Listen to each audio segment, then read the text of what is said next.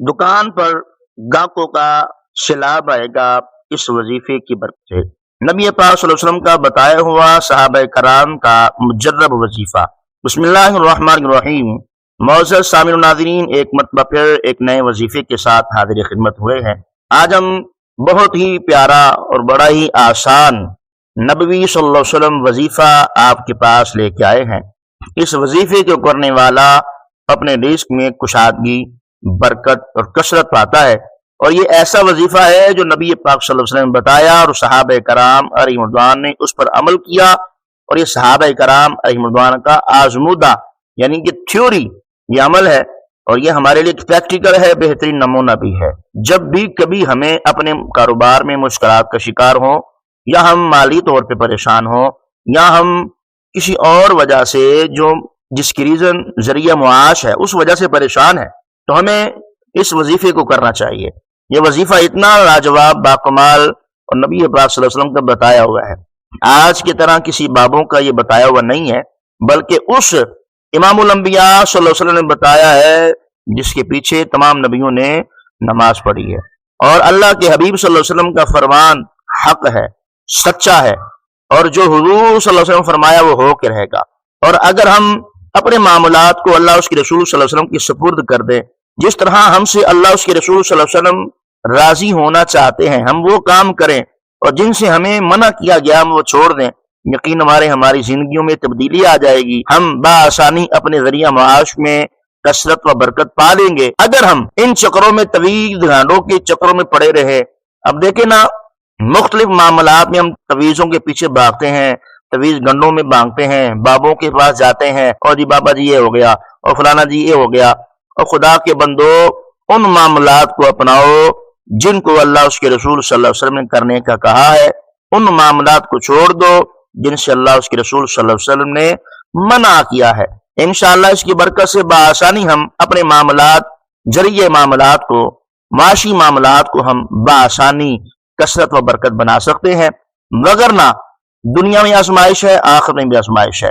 تو اس لیے آج کا وظیفہ بڑا ہی آسان ہے، بڑا ہی لاریب ہے، اور اس میں کرنے والے کو نبی پاک صلی اللہ علیہ وسلم کی زبان حق ترجمان میں ایسی فضیلت حاصل ہے کہ یہ کرنے والا اپنے رزق میں برکت پاتا ہے، اپنے رزق میں کثرت پاتا ہے۔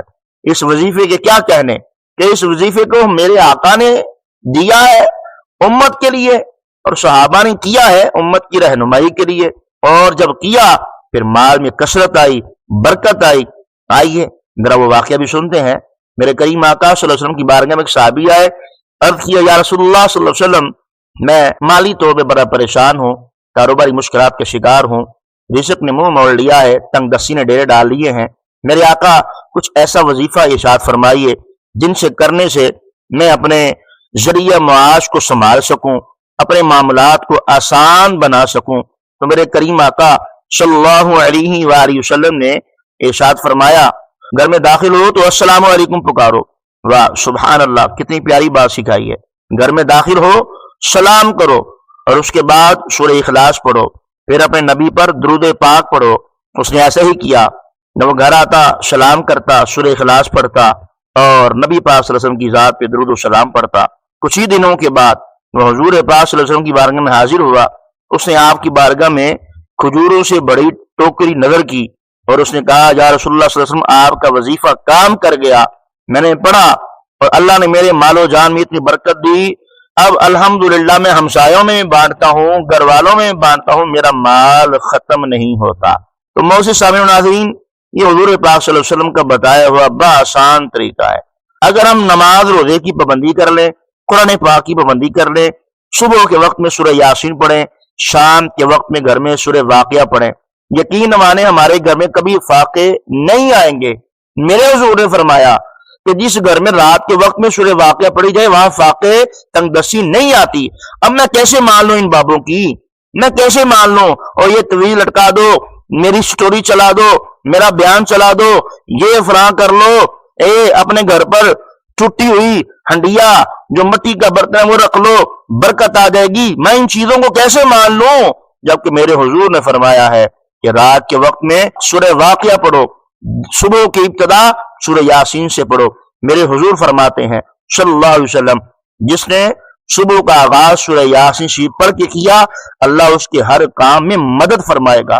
ہم قرآن پڑھتے نہیں، نماز ہم پڑھتے نہیں، قرآن کے قریب ہم نہیں جاتے، نماز کے قریب ہم نہیں جاتے، بابوں کے ڈیرے ملے ہوئے ہیں، جاہل بابوں کے پیچھے ہم پڑے ہوئے ہیں اور کہہ رہے ہیں ہمارے مال میں برکت نہیں، ہمارے مال میں وسعت نہیں، ہم پریشان ہیں۔ تو سامعین و ناظرین پریشان کیوں نہ ہو، جیسے کہ اللہ خود فرماتا ہے وَمَنْ أَعْرَضَ عَنْ ذِكْرِي فَإِنَّ لَهُ مَعِيشَةً ضَنْكًا، جب تم میرے ذکر سے منہ موڑو گے تو میں تمہاری معیشت تنگ کر دوں گا۔ اب غور فرما لیں، ہمارے گھر میں بے نمازی، ہماری دکان پر بے نمازی، ہمارے گاہک بے نمازی، ہمارے جو ورکر ہیں وہ بے نمازی، اگر فیکٹری ہے تو ہمارے جناب لیبر بے نمازی، اگر اسکول ہے طلبہ استاد بے نمازی، تو کیا کریں؟ ہر جانب بے نمازی ہے۔ تو جہاں بے نمازی ہو اس کی نحوست سے برکت کیسے آئے؟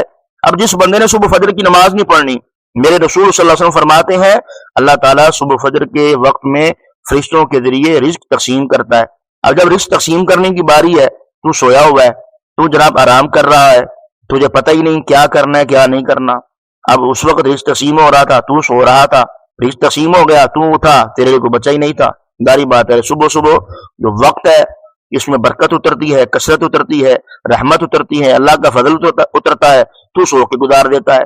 تو اس لیے اپنی تھوڑی سی عادات کو بدلے، انشاءاللہ اس کا فائدہ یہ ہوگا اگر ہم نمازی ہو جائیں، قرآن پڑھنے والے ہو جائیں۔ صرف دو صورتیں، صبح و شام، صبح سورہ یاسین شریف، رات کے وقت میں سورہ واقعہ، اور جب گھر میں داخل ہوں سلام کریں، پھر سورہ اخلاص پڑھیں اور اپنے نبی صلی اللہ علیہ وسلم کی ذات پہ درود پاک پڑھیں، اور چلتے پھرتے اٹھتے بیٹھتے، یہ بڑا ہی لاجواب وظیفہ ہے، چلتے پھرتے اٹھتے بیٹھتے کریم آقا صلی اللہ علیہ وسلم کی ذات پہ درود پاک پڑھیں اور استغفر اللہ پڑھتے رہیں۔